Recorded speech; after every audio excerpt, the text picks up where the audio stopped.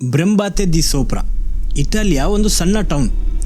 ಈ ಟೌನ್ ಎಂತಹ ಟೌನ್ ಆಗಿತ್ತು ಅಂದರೆ ಇಲ್ಲಿ ಹೆಚ್ಚೇನಿರಲಿಲ್ಲ, ಆದರೆ ಇಲ್ಲಿನ ಜನರ ಜೀವನದಲ್ಲಿ ಶಾಂತಿ ಇತ್ತು, ಇಲ್ಲಿನ ರಸ್ತೆಗಳಲ್ಲಿ ಸುರಕ್ಷತೆ ಇತ್ತು, ಹಾಗೂ ಇಲ್ಲಿನ ಜನರಲ್ಲಿ ಧೈರ್ಯ ಇತ್ತು. ಒಂದು ಹುಡುಗಿ ಒಬ್ಬಳೇ ರಾತ್ರಿ ಹೊರಗೆ ಹೋಗುವಷ್ಟು ಧೈರ್ಯ ಹಾಗೂ ಸೇಫ್ಟಿ. ಈ ಟೌನಲ್ಲೇ ವಾಸಿಸುತ್ತಿತ್ತು ಗಂಬರಾಸಿಯೋ ಫ್ಯಾಮಿಲಿ. ತಂದೆ, ತಾಯಿ ಹಾಗೂ 2 ಹೆಣ್ಣು ಮಕ್ಕಳು ಇರುವ ಒಂದು ಸಣ್ಣ ಫ್ಯಾಮಿಲಿ. ಈ 2 ಮಕ್ಕಳಲ್ಲಿ ಒಂದು ಹೆಣ್ಣು ಮಗುವಿನ ಹೆಸರು ಯಾರಾ ಗಂಬರಾಸಿಯೋ ಅಂತ. 13 ವರ್ಷದ ಯಾರಾ ಡೀಸೆಂಟ್ ಹುಡುಗಿ ಆಗಿದ್ಲು. ಜಿಮ್ನಾಸ್ಟಿಕ್ ಅಂದರೆ ಪಂಚಪ್ರಾಣ. ಶಾಲೆಯಲ್ಲೂ ಬ್ರೈಟ್ ಸ್ಟೂಡೆಂಟ್ ಆಗಿದ್ದ ಯಾರಾ ಜಿಮ್ನಾಸ್ಟಿಕಲ್ಲಂತೂ ಒನ್ ಆಫ್ ದ ಬೆಸ್ಟ್ ಆಗಿದ್ಲು. ದೊಡ್ಡವಳಾಗಿ ಒಲಿಂಪಿಕ್ಸಲ್ಲಿ ಗೋಲ್ಡ್ ಮೆಡಲ್ ತರಬೇಕು ಅನ್ನೋದು ಅವಳ ಕನಸಾಗಿತ್ತು. ಇದೊಂದು ಶುಕ್ರವಾರದ ದಿನವಾಗಿತ್ತು. ಯಾರಾ ಸಂಜೆ 5 ಗಂಟೆ ಹೊತ್ತಿಗೆ ಮನೆಯಿಂದ ಜಿಮ್ ಕಡೆಗಂತ ಹೊರಟಿದ್ಲು. ಇದು ಅವಳ ಟ್ರೈನಿಂಗ್ ಡೇ ಆಗಿರಲಿಲ್ಲ. ಇವತ್ತು ಅವಳು ಅವಳ ಹತ್ತಿರ ಇದ್ದ ಬ್ಲೂಟೂತ್ ಸ್ಪೀಕರನ್ನು ಅವಳ ಜೂನಿಯರ್ಸ್ಗೆ ಕೊಡೋದಕ್ಕಂತ ಹೋಗಿದ್ದವಳು. ಜಿಮ್ ಮನೆಯಿಂದ ಬರೀ 10 ನಿಮಿಷ ವಾಕಿಂಗ್ ಡಿಸ್ಟೆನ್ಸ್ ಅಲ್ಲಿ ಇದ್ದಿತ್ತು. 5 ಗಂಟೆ ಹೊತ್ತಿಗೆ ಮನೆಯಿಂದ ಹೊರಟ ಯಾರಾ ಹೆಚ್ಚಂದ್ರೆ 6 ಗಂಟೆವರೆಗೆ ಮನೆಗೆ ವಾಪಸ್ ಬರಲೇಬೇಕಿತ್ತು. ಆದರೆ ಅವತ್ತು 7 ಗಂಟೆ ಆದರೂ ಮನೆಗೆ ವಾಪಸ್ ಬಂದಿರಲಿಲ್ಲ. ಮಗಳು ಇಷ್ಟು ಹೊತ್ತಾದರೂ ಮನೆಗೆ ವಾಪಸ್ ಬಂದಿಲ್ಲ ಅಲ್ವಾ ಅಂತ ಚಿಂತೆಯಿಂದ ಅವಳ ಮೊಬೈಲ್ಗೆ ತಾಯಿ ಮೊರ ಕಾಲ್ ಮಾಡ್ತಾಳೆ. ಸ್ಟಾರ್ಟಿಂಗ್ ಅಲ್ಲಿ ಕಾಲ್ ಹೋಗ್ತಾ ಇತ್ತು, ಆದರೆ ಯಾರು ಉತ್ತರಿಸ್ತಾ ಇರಲಿಲ್ಲ. ನಂತರ ಫೋನೇ ಸ್ವಿಚ್ ಆಫ್ ಆಗಿಬಿಡುತ್ತೆ. ನಾನು ಮೊದಲೇ ಹೇಳಿದ ಹಾಗೆ ಯಾರಾ ಒಂದು ಡೀಸೆಂಟ್ ಹುಡುಗಿ ಆಗಿದ್ಲು, ಅದು ಕೂಡ ಬರೀ 13 ವರ್ಷದ ಮಗು. ಅದು ಶಾಲೆಯಿಂದ ಮನೆಗೆ ಬರುವಾಗ ಒಂದು ಸಣ್ಣ ಅಂಗಡಿಗೂ ಹೋಗ್ಬೇಕಾದ್ರು ಅಮ್ಮನಿಗೆ ಹೇಳಿಯೇ ಹೋಗ್ತಾ ಇದ್ದ ಯಾರಾ ಇವತ್ತು ಅಮ್ಮನಿಗೆ ಕಾಲ್ ಮಾಡಿರಲಿಲ್ಲ, ಹಾಗೂ ಫೋನ್ ಕೂಡ ಸ್ವಿಚ್ ಆಫ್ ಮಾಡಿದಾಳೆ. ಇದು ಯಾರಾ ಮಾಡಿದ್ದಲ್ಲ, ಅವಳು ಡೆಫಿನೆಟ್ಲಿ ಒಂದು ಡೇಂಜರ್ ಅಲ್ಲಿ ಸಿಕ್ಕಾಕೊಂಡಿದ್ದಾಳಂತ ತಾಯಿಗೆ ಗೊತ್ತಾಗ್ಬಿಡುತ್ತೆ. ಇದು ಆಗ್ಬಾರ್ದಿತ್ತು, ಆದ್ರೆ ಮೌರನ ಡೌಟ್ ನಿಜ ಆಗುತ್ತೆ. ಅವತ್ತು ಸಂಜೆ ಜಿಮ್ ಹಾಗೂ ಮನೆಯ ನಡುವೆ ಈ ಕೆಲವೇ ಮೀಟರ್ ಡಿಸ್ಟೆನ್ಸ್ ಅಲ್ಲಿ ಏನೋ ನಡೆದಿತ್ತು. Something really bad, something that is evil. ಯಾಕಂದ್ರೆ ಅವತ್ತಿನ ನಂತರ ಯಾರಾ ವಾಪಸ್ ಬರಲಿಲ್ಲ, ಅಟ್ಲೀಸ್ಟ್ ಜೀವಂತವಾಗಿ. ನಮಸ್ಕಾರ ಎಲ್ಲರಿಗೂ, ಎಲ್ಲರೂ ಚೆನ್ನಾಗಿದ್ದೀರಾ ಅಂತ ಅನ್ಕೋತೀನಿ. ಇವತ್ತಿನ ವಿಡಿಯೋ ಬರೆಯೋದಕ್ಕೆ ನನಗೆ ತುಂಬ ಟೈಮ್ ತಗೊಳ್ತು. ಇದು ಸುಮ್ಮನೆ ಅಲ್ಲ, ಇದಕ್ಕೊಂದು ಕಾರಣ ಇದೆ. ಇದು ನನ್ನ ಬೇರೆ ಕ್ರೈಮ್ ವಿಡಿಯೋಸ್ ಥರ ಅಲ್ಲ, ಇದು ನೆಟ್ಫ್ಲಿಕ್ಸ್ ಸೀರೀಸ್ ಮಾಡುವಂಥ ಟೈಪ್ನ ಸ್ಟೋರಿ. ಇನ್ಫ್ಯಾಕ್ಟ್ ಇದರ ಮೇಲೆ ನೆಟ್ಫ್ಲಿಕ್ಸ್ ಆಲ್ರೆಡಿ ಸೀರೀಸ್ ಮಾಡಿದೆ. 13 ವರ್ಷದ ಯಾರಾ ನಾಪತ್ತೆ ಆಗ್ಬಿಟ್ಲು, ಅದು ಕೂಡ ಸೇಫೆಸ್ಟ್ ಪ್ಲೇಸಲ್ಲಿ, ಅವಳದ್ದೇ ಹೋಮ್ ಟೌನಲ್ಲಿ, ಮನೆಯಿಂದ ಕೆಲವೇ ಮೀಟರ್ ದೂರ. ಈ ಸ್ಟೋರಿಯಲ್ಲಿ ನೆಟ್ಫ್ಲಿಕ್ಸ್ ಯಾಕೆ ಇಷ್ಟು ಇಂಟ್ರೆಸ್ಟ್ ತೋರಿಸಿತು ಅನ್ನೋದಕ್ಕೆ ಒಂದು ಕಾರಣ ಇದೆ. ಅದು ಏನಂದ್ರೆ ಈ ಸ್ಟೋರಿಯಲ್ಲಿ ಬರುವ ಸೈನ್ಸ್ ಹಾಗೂ ಟ್ವಿಸ್ಟ್. ಈ ಸ್ಟೋರಿಯಲ್ಲಿ ಯಾವ ಥರ ಇನ್ವೆಸ್ಟಿಗೇಷನ್ ನಡೆಯುತ್ತೋ ನೋಡಿ, ಅದು ನಿಮ್ಮ ತಲೆ ಹಾಳು ಮಾಡುತ್ತೆ. ಒಂದು ಸಣ್ಣ ಟೌನಲ್ಲಿ ನಡೆದ ಕ್ರೈಮ್ ಹೇಗೆ ಇಡೀ ದೇಶ ಕಂಡ, ಇನ್ಫ್ಯಾಕ್ಟ್ ಇಡೀ ಜಗತ್ತೇ ಕಂಡ one of the biggest crime mystery ಆಯಿತು ಅನ್ನೋ ಒಂದು ಸ್ಟೋರಿ ಇದು. ನಿಮಗೆ ಹೀಗೆ ಹೇಳಿದರೆ ಅರ್ಥ ಆಗೋದಿಲ್ಲ. ಈ ವಿಡಿಯೋವನ್ನು ಎಂಡ್ವರೆಗೆ ನೋಡಿ, ನಿಮ್ಗೆ ಅರ್ಥ ಆಗುತ್ತೆ. ಸೊ ನಿಮ್ಮ ಹೆಚ್ಚು ಟೈಮ್ ವೇಸ್ಟ್ ಮಾಡೋದಿಲ್ಲ, ಇವತ್ತಿನ ವಿಡಿಯೋ ಸ್ಟಾರ್ಟ್ ಮಾಡ್ತಾ ಇದ್ದೀನಿ. Let's go.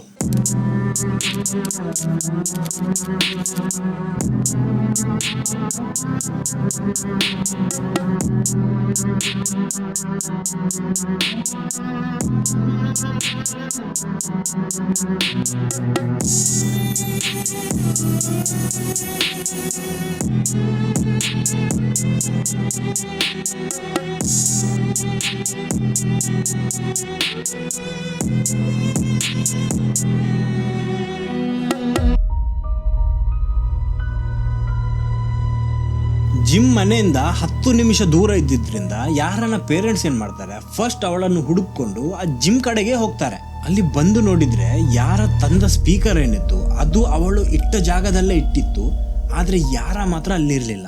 ಅಲ್ಲಿನ ಸ್ಟಾಫ್ಸ್ ಹತ್ರ ಕೇಳಿದ್ರೆ ಅವ್ರು ಹೇಳ್ತಾರೆ ಯಾರ ಅಲ್ಲಿಂದ ಹೋಗಿ ಗಂಟೆಗಳೇ ಕಳೆದಿದೆ ಅಂತ. ಮನೆಯಿಂದ ಬರೀ 10 ನಿಮಿಷದ ಈ ನಡುವಿನ ಡಿಸ್ಟೆನ್ಸ್ ಅಲ್ಲಿ, ಅದು ಕೂಡ ಆ ಹುಡುಗಿಗೆ ಹೆಚ್ಚುವರಿ ಜನರ ಪರಿಚಯ ಇತ್ತು, ಡೈಲಿ ಹೋಗೋ ಬರೋ ರೋಡ್ ಅದು. ಅದಲ್ಲದೆ ಹಾಡಗಳೇ 5-6 ಗಂಟೆ ಈ ಟೈಮ್ ಏನಿದೆ, ಜನರು ಹೋಗೋ ಬರೋ ಟೈಮ್ ಇದು. ಆದ್ರೆ ಯಾರ ಎಲ್ಲಿದ್ದಾಳಂತ ಗೊತ್ತಿಲ್ಲ. ಅವಳ ಪೇರೆಂಟ್ಸ್ ಏನ್ ಮಾಡ್ತಾರೆ, ಡೈರೆಕ್ಟ್ ಪೊಲೀಸರಿಗೆ ಫೋನ್ ಮಾಡ್ತಾರೆ.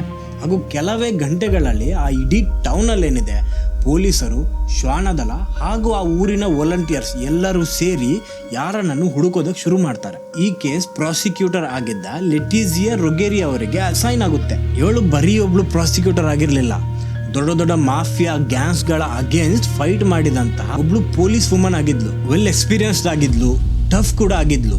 ಅದಲ್ಲದೆ ಇವಳು ಸ್ವತಃ ಒಂದು ಮಗುವಿನ ತಾಯಿ ಆಗಿದ್ರಿಂದ ಲೆಟಿಸಿಯಾ ಈ ಕೇಸ್ಗೆ ಪರ್ಫೆಕ್ಟ್ ಇನ್ವೆಸ್ಟಿಗೇಟರ್ ಆಗಿದ್ಲು. ಇಂತಹ ಕೇಸ್ಗಳಲ್ಲಿ ಟೈಮ್ ತುಂಬಾ ಇಂಪಾರ್ಟೆಂಟ್ ರೋಲ್ ವಹಿಸುತ್ತೆ ಅಂತ ಲೆಟಿಸಿಯಾಗೆ ಆಲ್ರೆಡಿ ಗೊತ್ತಿತ್ತು. ಸೊ ಅವಳೇನ್ ಮಾಡ್ತಾಳೆ, ಎಲ್ಲರಿಗೂ ತಕ್ಷಣವೇ ಇಡೀ ಊರನ್ನೇ ಚೆಕ್ ಮಾಡೋದಕ್ಕಂತ ಹೇಳ್ತಾಳೆ. ಅಲ್ಲಿನ ಪಾರ್ಕ್ಸ್ ಆಗಿರ್ಲಿ, ರೋಡ್ ಆಗಿರ್ಲಿ, ಖಾಲಿ ಮನೆ, ಖಾಲಿ ಬಿಲ್ಡಿಂಗ್, ಈವನ್ ಅಲ್ಲಿನ ಎಲ್ಲಾ ಜನರ ಮನೆಗೆ ಹೋಗಿ ಕೇಳೋದು, ಆ ಏರಿಯಾದಲ್ಲಿದ್ದ ಎಲ್ಲಾ ಅಂಗಡಿಗಳ CCTV ಫುಟೇಜ್ ಗಳನ್ನು ಚೆಕ್ ಮಾಡ್ತಾರೆ. ಆದ್ರೆ ಎಲ್ಲೂ ಯಾರ ಕಾಣಿಸೋದಿಲ್ಲ. ನಾರ್ಮಲಿ ಏನಾದ್ರೂ ಒಂದು ಸಣ್ಣ ಲೀಡ್ ಆದ್ರೂ ಸಿಗುತ್ತೆ. ಅವಳ ಕೈಯಿಂದ ಬಿದ್ದ ವಸ್ತು ಆಗಿರ್ಲಿ, ಅಥವಾ ಅವಳನ್ನು ಯಾವ್ದಾದ್ರೂ ಒಂದು ಡೈರೆಕ್ಷನ್ ಅಲ್ಲಿ ಹೋಗ್ತಾ ಇರೋದನ್ನ ಯಾರಾದ್ರೂ ನೋಡಿದ್ದಾಗಿರ್ಲಿ, ಅಥವಾ CCTV ಕ್ಯಾಮರಾದಲ್ಲೇ ಅವಳು ಕಾಣಿಸೋದಾಗಿರ್ಲಿ, ಏನಾದ್ರೂ ಒಂದು ಸಿಗುತ್ತೆ. ಇನ್ವೆಸ್ಟಿಗೇಷನ್ ಕೂಡ ಹೀಗೆ ನಡೆಯೋದು. ಪೊಲೀಸರು ಒಂದು ಲೀಡ್ ಅನ್ನು ತಕೊಂಡು ಅದನ್ನು ಫಾಲೋ ಮಾಡಿ ಒಂದು ಕೇಸನ್ನು ಸಾಲ್ವ್ ಮಾಡೋದು. ಆದ್ರೆ ಈ ಕೇಸಲ್ಲಿ ಪೊಲೀಸರಿಗೆ ಏನೂ ಸಿಕ್ಕಿರ್ಲಿಲ್ಲ. ಇಟ್ ಈಸ್ ಲೈಕ್ ಯಾರ ಮಾಯ ಆದಾಗೆ, ವಿತೌಟ್ ಎ ಟ್ರೇಸ್. ಎಷ್ಟು ಹುಡುಕಿದ್ರು ಯಾರ ಸಿಗೋದಿಲ್ಲ. ದಿನಗಳು ಕಳೀತಾವೆ. ಪೊಲೀಸರ ಮೇಲೆ ಪ್ರೆಷರ್ ಬಿಲ್ಡ್ ಆಗೋದಕ್ಕೆ ಸ್ಟಾರ್ಟ್ ಆಗುತ್ತೆ. As A part of the investigation ಪೊಲೀಸರು ಏನ್ ಮಾಡ್ತಾರೆ, ಆ ಏರಿಯಾದಲ್ಲಿದ್ದ ಎಲ್ಲ ಫೋನ್ಗಳನ್ನು ಟ್ರ್ಯಾಕ್ ಮಾಡ್ತಾರೆ. ಹಾಗೂ ಡೌಟ್ ಇದ್ದ ಜನರ ಫೋನ್ಗಳನ್ನು ಇಂಟರ್ಸೆಪ್ಟ್ ಮಾಡಿ ಕನ್ವರ್ಸೇಷನ್ ಅನ್ನು ಕೇಳ್ತಾರೆ. ಆಗ ಒಂದು ಕಾಲ್ ಅಲ್ಲಿ ಅವರಿಗೆ ಒಂದು ಶಾಕಿಂಗ್ ಕನ್ವರ್ಸೇಷನ್ ಕೇಳೋದಕ್ಕೆ ಸಿಗುತ್ತೆ. ಕಾಲ್ ಇಂಟರ್ಸೆಪ್ಟ್ ಮಾಡ್ತಾ ಇರುವಾಗ ಯಾರನ್ನ ಯಾವ ಲೊಕೇಶನ್ ಅಲ್ಲಿ ಲಾಸ್ಟ್ ಸಿಗ್ನಲ್ ಸಿಕ್ಕಿತ್ತು, ಅದೇ ಸೇಮ್ ಲೊಕೇಶನ್ ಅಲ್ಲಿ ಅದೇ ಸೇಮ್ ಟೈಮ್ ಅಲ್ಲಿದ್ದ ಒಬ್ಬ ವ್ಯಕ್ತಿ, ಮೊರಾಕನ್ ಮ್ಯಾನ್ ಇವನು. ಅವನ ಹೆಸರು ಮೊಹಮ್ಮದ್ ಫಿಕ್ರಿ ಅಂತ. ಅವನ ಫ್ರೆಂಡ್ ನ ಜೊತೆ ಅರಬಿಕ್ ಅಲ್ಲಿ ಮಾತಾಡ್ತಾ ಇರುವಾಗ ಒಂದು ಲೈನ್ ಹೇಳ್ತಾನೆ, ದೇವರೇ ನನ್ನನ್ನು ಕ್ಷಮಿಸಿ, ನಾನು ಅವಳನ್ನು ಕೊಂದಿಲ್ಲ ಅಂತ.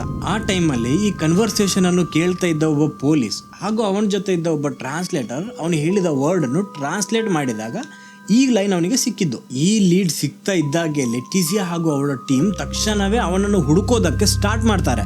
ಆದ್ರೆ ಫಿಕ್ರಿ ಸಿಗೋದಿಲ್ಲ. ಅವನು ಅದೇ ಊರಲ್ಲಿ ಕನ್ಸ್ಟ್ರಕ್ಷನ್ ನ ಕೆಲಸ ಮಾಡ್ತಾ ಇದ್ದಿದ್ದು. ಆ ಕೆಲಸವನ್ನು ಬಿಟ್ಟಿದ್ದ. ಅವನು ಇದ್ದ ಮನೆಯನ್ನು ಅವನು ಖಾಲಿ ಮಾಡಿದ್ದ. ಮತ್ತೆ ಅವರಿಗೆ ಇನ್ಫಾರ್ಮೇಶನ್ ಸಿಗುತ್ತೆ, ಫಿಕ್ರಿ ದೇಶವನ್ನು ಬಿಟ್ಟು ಓಡಿ ಹೋಗ್ತಾ ಇದ್ದಾನೆ ಅಂತ. ಫೈನಲಿ ಡಿಸೆಂಬರ್ 5, 2010 ಫಿಕ್ರಿಯನ್ನು ಜಿಯೋನಾದಿಂದ ಮೊರಾಕೋಗೆ ಹೋಗ್ತಾ ಇದ್ದ ಒಂದು ಫೆರಿಯಲ್ಲಿ ಹಿಡಿತಾರೆ. ಹಾಗೂ ಅವನನ್ನು ಆನ್ ದಿ ಸ್ಪಾಟ್ ಅರೆಸ್ಟ್ ಮಾಡಿ ಇಟಲಿಗೆ ಕರ್ಕೊಂಡು ಬರ್ತಾರೆ. ಈ ನ್ಯೂಸ್ ಹೊರಗೆ ಬರ್ತಾ ಇದ್ದ ಹಾಗೆ ಟಿವಿ ನ್ಯೂಸ್ ಅಲ್ಲಿ ಸುದ್ದಿಯೇ ಸುದ್ದಿ.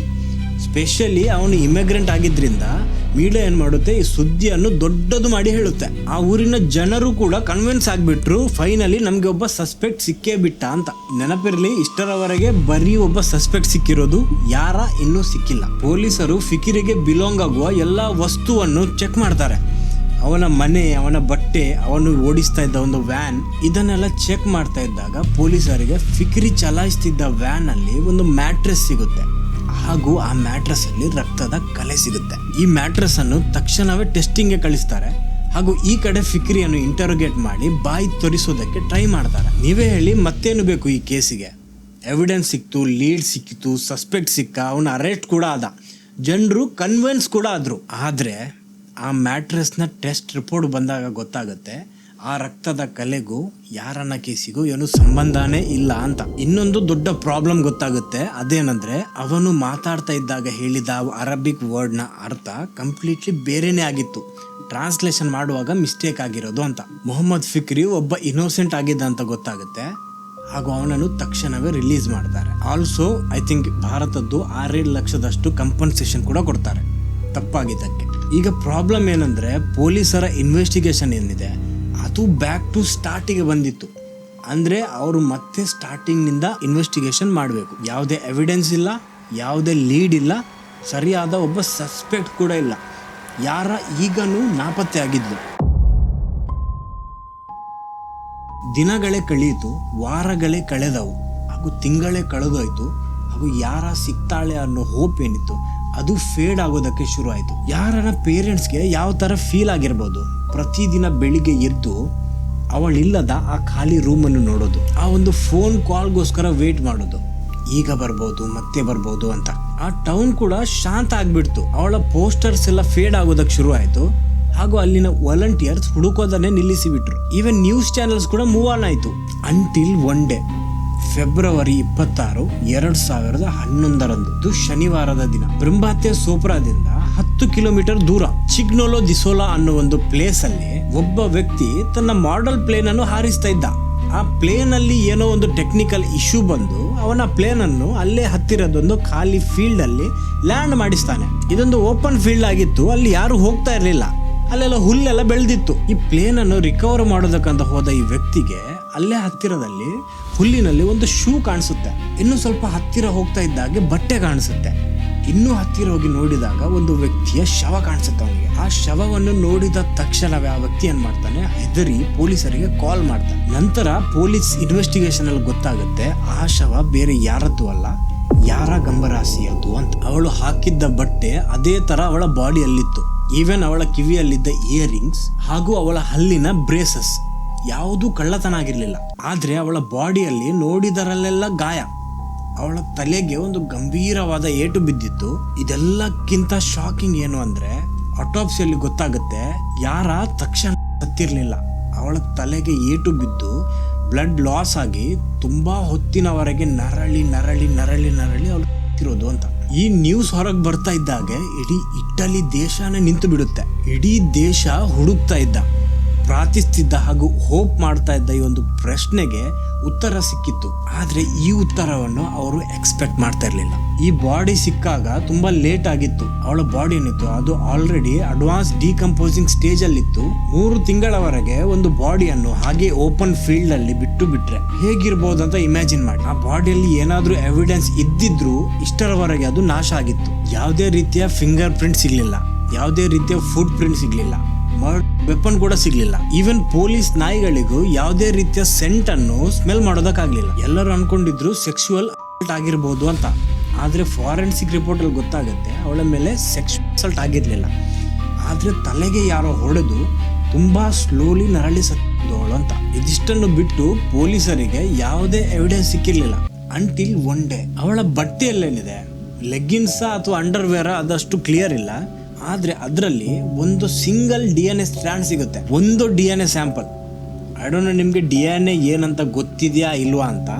ಆದ್ರೆ ಇದು ಬರೀ ಕಣ್ಣಿಗೆ ನೋಡೋದಕ್ಕೆ ಸಿಗೋದಿಲ್ಲ, ತುಂಬಾ ಅಡ್ವಾನ್ಸ್ ಮೈಕ್ರೋಸ್ಕೋಪ್ ಬೇಕು ಇದನ್ನು ನೋಡೋದಕ್ಕೆ. ಅಂತದ್ರಲ್ಲಿ ಈ ಇಡೀ ಬಾಡಿಯಲ್ಲಿ ಒಂದು DNA ಸ್ಟ್ರಾಂಡ್ ಅನ್ನು ಫೈಂಡ್ ಔಟ್ ಮಾಡ್ಬೇಕಾದ್ರೆ ಇಮ್ಯಾಜಿನ್ ಮಾಡಿ ಫಾರೆನ್ಸಿಕ್ ಎಕ್ಸ್ಪರ್ಟ್ ಎಷ್ಟು ಎಫರ್ಟ್ ಹಾಕಿರ್ಬೋದು ಹಾಗೂ ಅವರ ಟೆಕ್ನಾಲಜಿ ಎಷ್ಟು ಅಡ್ವಾನ್ಸ್ ಇರ್ಬೋದು. ಈ ಮೂಮೆಂಟ್ ನಿಂದ ಒಂದು ಹಾರ್ಟ್ ಬ್ರೇಕಿಂಗ್ ಮರ್ಡರ್ ಮಿಸ್ಟ್ರಿ ಆಗಿದ್ದ ಈ ಕೇಸ್ ಇಡೀ ಯುರೋಪ್ ಕಂಡ one of the most complex ಹಾಗೂ ಎಕ್ಸ್ಪೆನ್ಸಿವ್ ಇನ್ವೆಸ್ಟಿಗೇಷನ್ ಆಗುತ್ತೆ.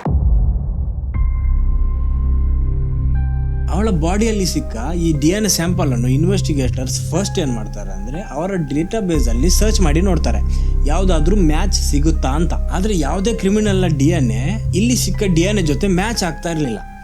ಅವ್ರೇನ್ ಮಾಡ್ತಾರೆ, ಈ DNA ಅನ್ನು ಇಗ್ನೋಟೋ 1 ಅಂತ ಕರೀತಾರೆ, ಅಂದ್ರೆ ಅನ್ನೋನ್ 1 ಅಂತ. ಈಗ ಅವರ ಮುಂದೆ ಇದ್ದ ಒಂದು ದೊಡ್ಡ ಪ್ರಶ್ನೆ ಏನಂದ್ರೆ ಈ ಅನ್ನೋನ್ 1 ಯಾರು? ಈ ಒಂದು ಪ್ರೊಫೈಲ್ ಈ ಇಡೀ ಕೇಸಲ್ಲಿದ್ದ ಒನ್ ಅಂಡ್ ಓನ್ಲಿ ಎವಿಡೆನ್ಸ್ ಆಗಿತ್ತು. ಒಂದು ವಿಷಯ ಕ್ಲಿಯರ್ ಆಗಿತ್ತು, ಇದು ಮೇಲ್ DNA ಅಂತ. ಹಾಗೂ ಇಲ್ಲಿಂದ ಇಡೀ ಇಟಲಿ ಕಂಡ one of the biggest DNA Hunt ಶುರು ಆಗುತ್ತೆ. ಫಸ್ಟ್ ಪೊಲೀಸರು ಏನ್ ಮಾಡ್ತಾರೆ ಅಂದ್ರೆ DNA ಸ್ಯಾಂಪಲ್ ಗಳನ್ನು ಕಲೆಕ್ಟ್ ಮಾಡೋದಕ್ಕೆ ಶುರು ಮಾಡ್ತಾರೆ. ಈ ಬ್ರಂಬಾತೆ ದಿ ಸೋಪ್ರಾ ಈ ಟೌನ್ ಹಾಗೂ ಅದರ ಹತ್ತಿರದ ಟೌನ್ ಗಳಿಂದ ಜನರ ಮನೆಗಳಿಗೆ ಹೋಗಿ DNA ಸ್ಯಾಂಪಲ್ ಕಲೆಕ್ಟ್ ಆಗುತ್ತೆ. ಡ್ರೈವರ್ಸ್ ಆಗಿರ್ಲಿ, ಲೇಬರ್ಸ್ ಆಗಿರ್ಲಿ ಅಥವಾ ಫ್ಯಾಕ್ಟ್ರಿ ವರ್ಕರ್ ಆಗಿರ್ಲಿ, ಯಾರ ಮೇಲೆ ಡೌಟ್ ಇದೆ ಅವರೆಲ್ಲರ DNA ಸ್ಯಾಂಪಲ್ ಕಲೆಕ್ಟ್ ಆಗುತ್ತೆ. ಬರೀ ಡೌಟ್ ಇದ್ದವರದಂತಲ್ಲ, 15ರಿಂದ 70 ವರ್ಷದವರೆಗಿನ ಎಲ್ಲರದ್ದು ಆಲ್ಮೋಸ್ಟ್ DNA ಸ್ಯಾಂಪಲ್ಸ್ ಕಲೆಕ್ಟ್ ಆಗುತ್ತೆ. ಸಾವಿರಾರು ಸ್ಯಾಂಪಲ್ ಕಲೆಕ್ಟ್ ಆಯ್ತು, ಸಾವಿರಾರು ಟೆಸ್ಟಿಂಗ್ ನಡೀತು. ಆದ್ರೆ ಮ್ಯಾಚ್ ಸಿಗ್ಲಿಲ್ಲ. ಇದೊಂದು ತುಂಬಾ ಕಾಂಪ್ಲೆಕ್ಸ್ ಪ್ರೊಸೀಜರ್. ಇದು ಒಂದೊಂದನ್ನೇ ಮ್ಯಾಚ್ ಮಾಡೋದಕ್ಕೆ ತುಂಬಾ ಟೈಮ್ ತಗೊಳುತ್ತೆ. ಈಗ ಏನಾಗುತ್ತೆ, ತಿಂಗಳೇ ಕಳೆದವು, ವರ್ಷನೇ ಕಳೆದೋಯ್ತು. ಪೊಲೀಸರಿಗೆ ಇಷ್ಟರವರೆಗೆ ಆ ಮ್ಯಾಚ್ ಸಿಕ್ಕಿರ್ಲಿಲ್ಲ. ಇದೇ ಹೊತ್ತಲ್ಲಿ ಜನರು ಆಕ್ರೋಶ ವ್ಯಕ್ತಪಡಿಸೋದಕ್ಕೆ ಸ್ಟಾರ್ಟ್ ಮಾಡ್ತಾರೆ, ಸ್ಪೆಷಲಿ ಪ್ರಾಸಿಕ್ಯೂಟರ್ ಲೆಟಿಸಿಯಾ ಮೇಲೆ. ಅವಳು ಈ ಕೇಸನ್ನು ಹ್ಯಾಂಡಲ್ ಮಾಡೋದಕ್ಕೆ ಸೂಟಬಲ್ ಆಗಿಲ್ಲ. ಇಷ್ಟರವರೆಗೆ ಒಂದು ಹುಡುಗಿಯ ಕೊಲೆಗಾರನನ್ನು ಪತ್ತೆ ಹಚ್ಚೋದಕ್ಕಾಗಿಲ್ಲಲ್ವಾ ಅವರಿಂದ ಅಂತ ಲೆಟಿಸಿಯಾನನ್ನು ಚೇಂಜ್ ಮಾಡಿ ಬೇರೆ ಇನ್ವೆಸ್ಟಿಗೇಟರ್ಸ್ ನ ಟೀಮ್ ಅನ್ನು ಇಡೋದಕ್ಕೂ ರಿಕ್ವೆಸ್ಟ್ ಮಾಡ್ತಾರೆ. ಈವನ್ ಅವಳ ಮೇಲೆ ಕರಪ್ಷನ್ ಹಾಗೂ ಇನ್ವೆಸ್ಟಿಗೇಷನ್ ಅಲ್ಲಿ ಮಿಸ್ಮ್ಯಾನೇಜ್ಮೆಂಟ್ ಮಾಡಿರುವಂತಹ ಒಂದು ಆರೋಪನು ಬೀಳುತ್ತೆ. ಆದ್ರೆ ಲೆಟಿಸಿಯಾ ಈ ಕೇಸನ್ನು ಬಿಡೋದಿಲ್ಲ. ಅವಳು ಅವಳ ಇನ್ವೆಸ್ಟಿಗೇಷನ್ ಅನ್ನು ಇನ್ನೂ ಹೆಚ್ಚು ಫಾಸ್ಟ್ ಹಾಗೂ ಇನ್ನೂ ಹೆಚ್ಚು ವೈಡ್ ಆಗಿ ಮಾಡ್ತಾಳೆ. ಆಲ್ಮೋಸ್ಟ್ 18,000ದಿಂದ 20,000ದಷ್ಟು DNA ಸ್ಯಾಂಪಲ್ಸ್ ಕಲೆಕ್ಟ್ ಆಗುತ್ತೆ. ಅಂಡ್ ಫೈನಲಿ ಅವರಿಗೆ ಒಂದು ಲೀಡ್ ಸಿಗುತ್ತೆ. ಒಂದು ವ್ಯಕ್ತಿಯ DNA ಅನ್ನೋನ್ 1ನ DNA ಜೊತೆ ಮ್ಯಾಚ್ ಆಗ್ತಾ ಇರುತ್ತೆ. ಸ್ಪೆಸಿಫಿಕಲಿ ಹೇಳೋದಾದ್ರೆ ಅವನ ವೈ ಕ್ರೋಮೋಸೋಮ್. ಇದೊಂದು ಫುಲ್ ಮ್ಯಾಚ್ ಅಲ್ಲ, ಒಂದು ಸಣ್ಣ ಮ್ಯಾಚ್. ಇವನೊಬ್ಬ ಯಂಗ್ ಹುಡುಗ ಆಗಿದ್ದ, ಯಾವ ಏರಿಯಾದಲ್ಲಿ ಮಿಸ್ಸಿಂಗ್ ಆಗಿದ್ಲು, ಇವನು ಅದೇ ಏರಿಯಾದಲ್ಲಿರುವ ಒಂದು ನೈಟ್ ಕ್ಲಬ್ಬಿನ ರೆಗ್ಯುಲರ್ ಕಸ್ಟಮರ್ ಆಗಿದ್ದ. ಇದೊಂದು ಬ್ರೇಕ್ ಥ್ರೂ ಆಗಿತ್ತು ಈ ಕೇಸಿಗೆ. At least that is what they thought. ಮುಂದೆ ಇನ್ವೆಸ್ಟಿಗೇಷನ್ ನಡೆದಾಗ ಗೊತ್ತಾಗುತ್ತೆ ಇದೊಂದು ಮಿಸ್ಟೇಕ್ ಆಗಿರೋದು, ಆ ವ್ಯಕ್ತಿ ಅನ್ನೋನ್ ಒನ್ ಅಲ್ಲ. ಇದು ತುಂಬಾ ಡಿಸಪಾಯಿಂಟಿಂಗ್ ಆಗಿತ್ತು. ಯಾಕಂದ್ರೆ ಅಷ್ಟು ತಿಂಗಳಿನ ಕೆಲಸ, ಹಣ ಹಾಗೂ ರಿಸೋರ್ಸಸ್ ಎಲ್ಲ ವೇಸ್ಟ್ ಆಗಿತ್ತು. ಪೊಲೀಸ್ ಇನ್ವೆಸ್ಟಿಗೇಷನ್ ಬ್ಯಾಕ್ ಟು ಝೀರೋಗೆ ಬಂದು ಮುಟ್ಟಿತ್ತು. ಮತ್ತೊಮ್ಮೆ ಈ ಕೇಸಿನ ಮೇಲಿದ್ದ ಎಲ್ಲ ಹೋಪೇ ಹೊರಟೋಗಿತ್ತು ಜನರಲ್ಲಿ. ಇಷ್ಟು ಜನರಲ್ಲಿ ಆ ಒಬ್ಬ ವ್ಯಕ್ತಿಯನ್ನು ಹುಡುಕೋದಾದ್ರೂ ಹೇಗೆ? ಆದ್ರೆ ಲೆಟಿಸಿಯಾ ಬಗ್ಗೋದಿಲ್ಲ. ಅವಳ ಇನ್ವೆಸ್ಟಿಗೇಷನ್ ಅನ್ನು ಕಂಟಿನ್ಯೂ ಮಾಡ್ತಾಳೆ. ಈಗ ಅಲ್ದಿದ್ರೆ ಮತ್ತೆ ಏನಾದ್ರೂ ಸಿಕ್ಕೇ ಸಿಗುತ್ತೆ ಅಂತ. ಅಂಡ್ ಫೈನಲಿ ಅವಳಿಗೆ ಒಂದು ರಿಯಲ್ ಲೀಡ್ ಸಿಗುತ್ತೆ 2012ರಲ್ಲಿ. ಅಂದರೆ ಯಾರ ಮಿಸ್ಸಿಂಗ್ ಆಗಿ 2 ವರ್ಷದ ನಂತರ ಪೊಲೀಸರಿಗೆ ಒಂದು ತುಂಬಾ ದೊಡ್ಡ ಲೀಡ್ ಸಿಗುತ್ತೆ. ಒಬ್ಬ ವ್ಯಕ್ತಿಯ DNA ಅನ್ನೋನ್ ಒನ್ನ DNA ಜೊತೆ ಮ್ಯಾಚ್ ಆಗುತ್ತೆ.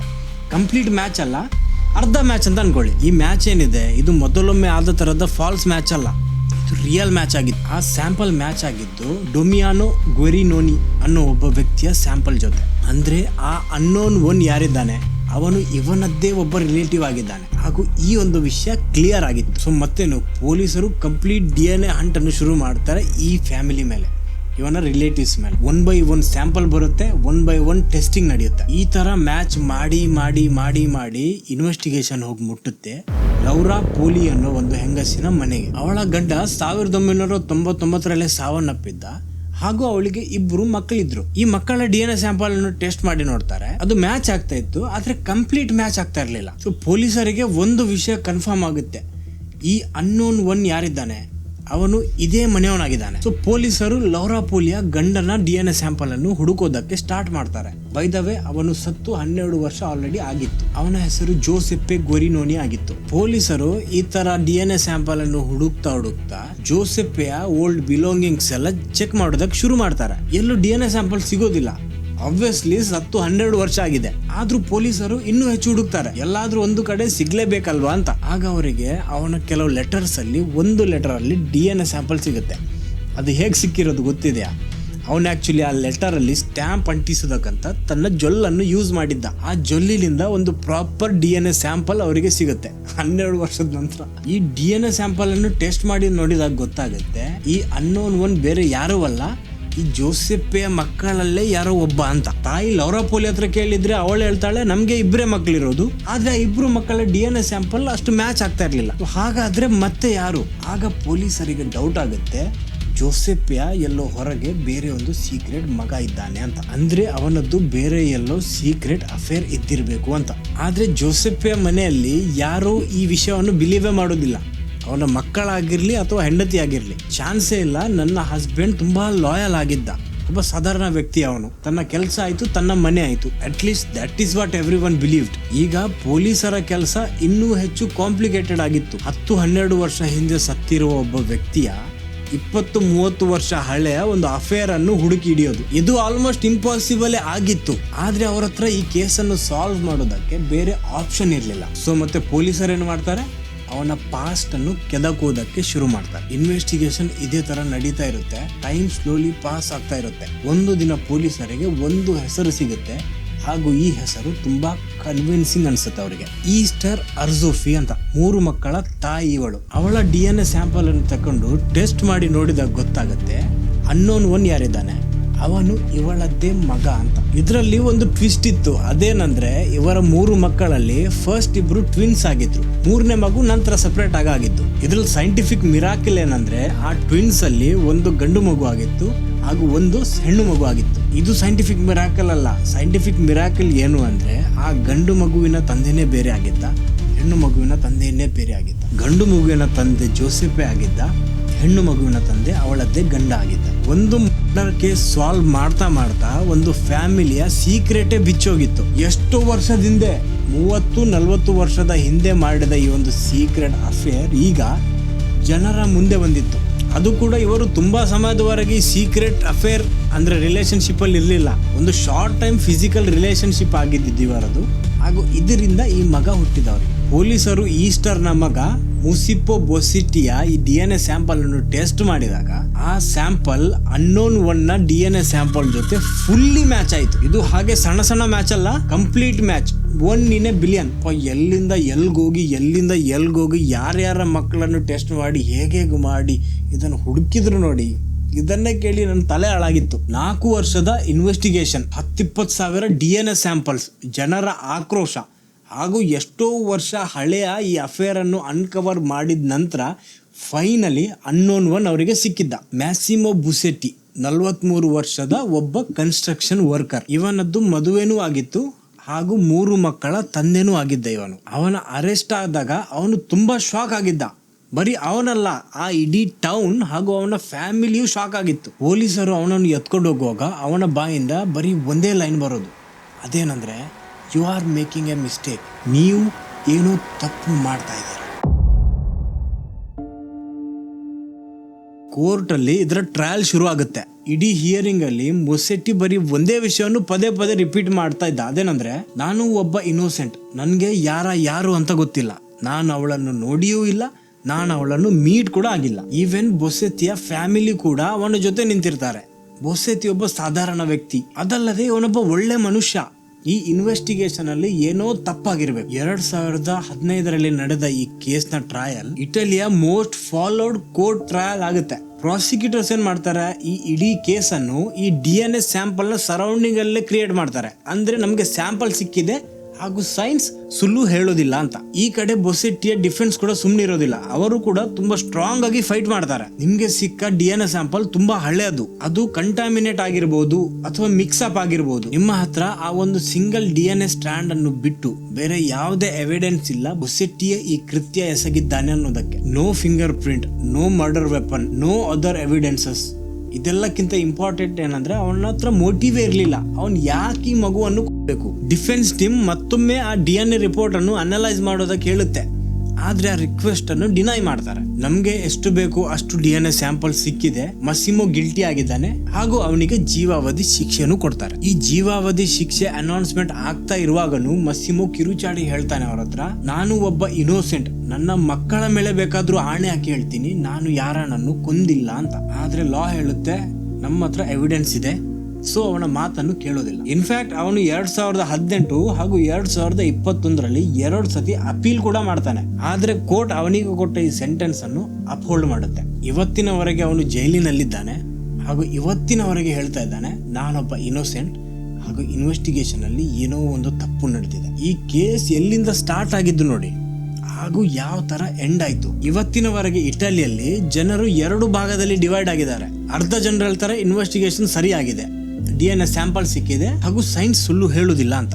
ಆದ್ರೆ ಬಾಕಿ ಅರ್ಧ ಜನರು ಹೇಳ್ತಾರೆ ನೋ, ಏನೋ ಮಿಸ್ಟೇಕ್ ಆಗಿದೆ. ಯಾಕಂದ್ರೆ ಆನ್ ಪೇಪರ್ ಈ ಕೇಸ್ ಸಾಲ್ವ್ ಆದ ಕಾಣಿಸುತ್ತೆ, ಆಗಿರ್ಲಿಕ್ಕೂ ಸಾಧ್ಯ ಇದೆ, ಆಗಿರ್ಬೋದು. ಆದ್ರೆ ಕೆಲವು ಸೈಂಟಿಸ್ಟ್, ಲಾಯರ್ಸ್ ಹಾಗೂ ಜರ್ನಲಿಸ್ಟ್ ಏನಿದ್ದಾರೆ ಅವರು ಮಿಸ್ಟೇಕ್ ಆಗಿದೆ ಅಂತ ನಂಬ್ತಾರೆ. ಮೋಟಿವ್, ಮರ್ಡರ್ ವೆಪನ್, ಬೇರೆ ಎವಿಡೆನ್ಸ್ ಏನು ಇಲ್ಲ ಬಿಡಿ, ಸ್ಟಿಲ್ ಆ ಒಂದು ಸಿಕ್ಕ DNA ಸ್ಯಾಂಪಲ್ ಮೇಲೇನು ಕ್ವಶನ್ಸ್ ಹೇಳ್ತಾ ಇದೆ. ಯಾರನ ಬಾಡಿ 3 ತಿಂಗಳವರೆಗೆ ಅದೇ ಓಪನ್ ಫೀಲ್ಡ್ ಅಲ್ಲಿ ಹಾಗೆ ಓಪನ್ ಆಗಿ ಮಳೆ, ಬಿಸಿಲು ಹಾಗೂ ಸ್ನೋ ಅಲ್ಲಿ ಬಿದ್ದಿತ್ತು. ಇದರಿಂದ DNA ಸ್ಯಾಂಪಲ್ ಸಿಕ್ಕಿರೋದು, ಅದು ಕೂಡ ಒಂದು ಪರ್ಫೆಕ್ಟ್ DNA ಸ್ಟ್ಯಾಂಡ್ ಇಂಪಾಸಿಬಲ್ ಅಂತ ಹೇಳ್ತಾರೆ. ಮೇ ಬಿ ಬೇರೆ 2 ಬೇರೆ DNA ಸ್ಯಾಂಪಲ್ಸ್ ಮಿಕ್ಸ್ ಆಗಿರಬಹುದು, ಅಥವಾ ಅಷ್ಟು 1000ದಷ್ಟು DNA ಸ್ಯಾಂಪಲ್ ಟೆಸ್ಟ್ ಮಾಡ್ತಿರೋ ಏನಾದ್ರೂ ಕಂಟಾಮಿನೇಟ್ ಆಗಿರ್ಬೋದು ಅಂತಾರೆ. ರೀಟೆಸ್ಟ್ ಮಾಡಿ ಅಂದ್ರೆ ಕೋರ್ಟ್ ರಿಜೆಕ್ಟ್ ಮಾಡ್ತಾ ಇದೆ. ಅವರ ಪ್ರಕಾರ ಅವರಿಗೆ ಎಷ್ಟು ಬೇಕು ಅಷ್ಟು DNA ಸ್ಯಾಂಪಲ್ ಸಿಕ್ಕಿದೆ ಹಾಗೂ ಯಾರನ್ನು ಇರೋದು ಬೊಸೆಟ್ಟಿ ಅಂತಾರೆ. ನಿಮ್ಗೇನ್ ಅನ್ಸುತ್ತೆ, ಬೊಸೆಟ್ಟಿ ಇನ್ನೋಸೆಂಟ್ ಆಗಿರ್ಬೋದಾ ಅಥವಾ ಈ ಕೃತ್ಯವನ್ನು ಬೊಸೆಟ್ಟಿ ಎಸೆದಿರ್ಬೋದಾ? ಸೈನ್ಸ್, ಫಾರೆನ್ಸಿಕ್ ಹಾಗೂ ಇನ್ವೆಸ್ಟಿಗೇಷನ್ ಪರ್ಫೆಕ್ಟ್ ಆಗಿದೆಯಾ ಅಥವಾ ಏನಾದ್ರೂ ಮಿಸ್ಟೇಕ್ ನಡೆದಿರ್ಬೋದಾ? ನಿಮ್ಗೆ ಏನ್ ಅನ್ಸುತ್ತೆ ಅದನ್ನ ಕಮೆಂಟ್ ಅಲ್ಲಿ ಹೇಳಿ ನೋಡೋಣ. 13 ವರ್ಷದ ಹುಡುಗಿ ಮನೆಯಿಂದ ಸ್ಪೀಕರ್ ಕೊಡೋದಕ್ಕಂತ ಹೋದವಳು ವಾಪಸ್ ಬರ್ಲಿಲ್ಲ. ಅವಳ ಸ್ಟೋರಿ ಇಡೀ ದೇಶವನ್ನೇ ಅಲುಗಾಡಿಸಿತು, ಫ್ಯಾಮಿಲಿಗಳಲ್ಲೇ ಬಿರುಕು ತರಿಸಿತು ಹಾಗೂ ಜನರನ್ನು 2 ಭಾಗದಲ್ಲಿ ಡಿವೈಡ್ ಮಾಡಿತು. ಸತ್ಯ ಆದ್ರೂ ಏನು, ಕೆಲವೊಮ್ಮೆ ನಮ್ಗೆ ಕಣ್ಣಿಗೆ ಏನ್ ಕಾಣಿಸುತ್ತೆ ಅದು ಸತ್ಯ ಆಗಿರುತ್ತೆ, ಆದ್ರೆ ಕೆಲವೊಮ್ಮೆ ಸತ್ಯ ನಮ್ಮ ಕಣ್ಣಿಗೆ ಕಾಣಿಸೋದಿಲ್ಲ. ಸತ್ಯ ಏನು ಅದು ದೇವರಿಗೆ ಗೊತ್ತು. ಸೊ ನಾನು ಈ ಕೇಸನ್ನು ಇಲ್ಲಿಗೆ ಎಂಡ್ ಮಾಡ್ತಾ ಇದ್ದೀನಿ. ವಿಡಿಯೋ ಇಷ್ಟ ಆಗಿದ್ರೆ ಪ್ಲೀಸ್ ಲೈಕ್ ಮಾಡಿ. ಆಲ್ಸೋ ನಿಮಗೆ ಇದೇ ಥರ ಕ್ರೈಮ್, ಥ್ರಿಲ್ಲರ್ ಹಾಗೂ ಮಿಸ್ಟ್ರಿ ವಿಡಿಯೋಸ್ ಇಷ್ಟ ಇದ್ರೆ ನನ್ನ ಚಾನಲಲ್ಲಿ ಈ ಒಂದು ವಿಡಿಯೋ ಇದೆ. ಪೊಲೀಸರು ಅಣ್ಣನ ಸಾವನ್ನು ಒಂದು ರೋಡ್ ಆಕ್ಸಿಡೆಂಟ್ ಅಂತ ಹೇಳ್ತಾರೆ. ಆದರೆ ತಮ್ಮನಿಗೆ ಏನೋ ಒಂದು ಡೌಟ್ ಅನಿಸುತ್ತೆ. ನಂತರ ತಮ್ಮ ಏನು ಮಾಡ್ತಾನೆ, ಅಂಡರ್ ಕವರ್ ಡಿಟೆಕ್ಟಿವ್ ಆಗಿ ಆ ಕೇಸನ್ನು ಸಾಲ್ವ್ ಮಾಡ್ತಾನೆ. ಇದು ಬರೀ ಒಂದು ಮರ್ಡರ್ ಕೇಸ್ ಅಲ್ಲ, ಇದರಲ್ಲಿ ತುಂಬ ಟ್ವಿಸ್ಟ್ ಇದೆ. ಇದು ನಮ್ಮ ಭಾರತದ ಗುಜರಾತ್ನಲ್ಲಿ ನಡೆದ ಒಂದು ಕೇಸ್. ಆ ವಿಡಿಯೋನು ನೀವು ಇಲ್ಲಿ ಕ್ಲಿಕ್ ಮಾಡಿ ನೋಡ್ಬೋದು. ಸೊ ಇದೇ ಆಗಿತ್ತು ಫ್ರೆಂಡ್ಸ್ ಇವತ್ತಿನ ವಿಡಿಯೋ. ಮತ್ತೆ ಬರ್ತೀನಿ ಮತ್ತೊಂದು ವಾರ ಇನ್ನೊಂದು ಇಂಟ್ರೆಸ್ಟಿಂಗ್ ಟಾಪಿಕ್ ಜೊತೆ.